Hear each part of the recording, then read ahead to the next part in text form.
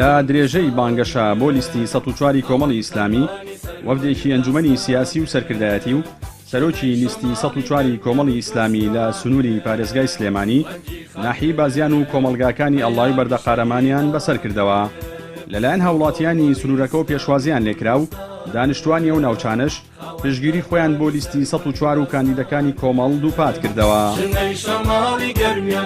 هاوڵاتیانی بەشەرەفی کوردستانەیە کە دەنگ بن بە لیستی 104 لە ئەمانەدا کۆکەری ڕاستەقینەی خەڵکی کوردستانن. لەبەر ئەمانە تاقی کرانەوە نمونەی کاک ئەحمەد و کاک سۆران و عەلی حەمەدزاڵ و چەندین نمونە لە دوو زوتنەوەیە کە لە پێناوی بەرژەوەندی خەڵک و بۆ خەڵک کۆتاییان هاتووە لە پێناوی خەڵکا بوون و بۆ خەڵکی ژیاون.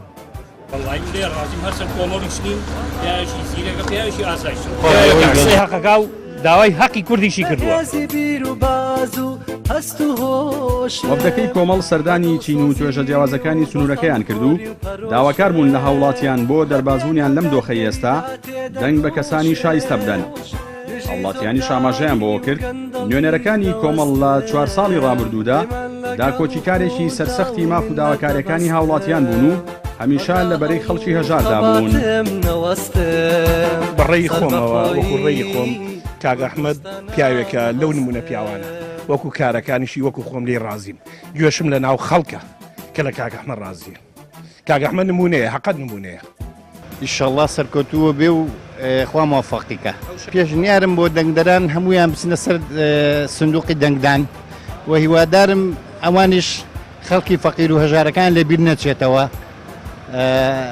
ئیش و کاری فەقیر و هەژار بەڕێوە بەرن و وەک خۆی و سەرکەوتوو بن. ئەوەی من بیبینم تەبان ئێمە بە حەقەت هەر کەسە کاری خۆیە کات ئێمە وەکو کەسێکی کاسبکار کاسبی خۆمانەکەن مامۆستاش وەکو کاری پەرلەمانی من متابعەیەکەم لە تەلەڤیزۆن زۆر جار ئەیبینم بەڕاستی داکۆچیشی زۆر باش و زۆر جدیەکە زۆر خۆشی ماندووەکە شایدی ئەوی بۆ بکەم کە خەڵک لە کارەکانیان ڕازین.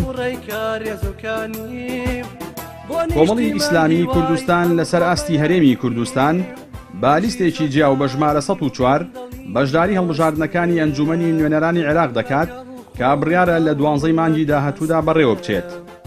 بەهۆی هەڵوێستەکانیشی لە ساڵانی ڕابردوودا چاوەڕێ دەکرێت دەنگەکانی کۆمەڵ لەم هەڵبژاردنەدا هەڵقشانی بەرچاو بەخۆ ببینێت.